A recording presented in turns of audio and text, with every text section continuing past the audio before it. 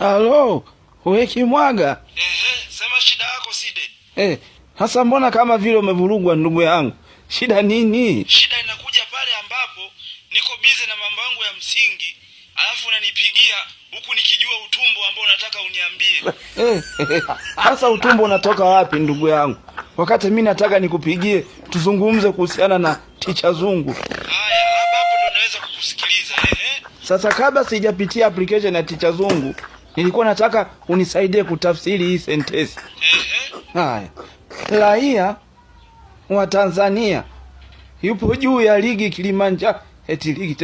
Yupo juu ya mlima Kilimanjaro. Ligi Kilimanjaro. Hamna, ni mlima.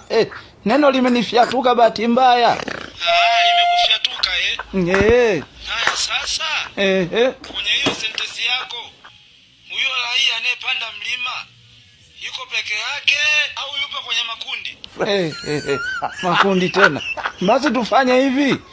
Nitadownload tu application ya Ticha Zungu. Tuachane na makundi tena. Samani bwana. Neno limenifiatuka. Mshenzi nini?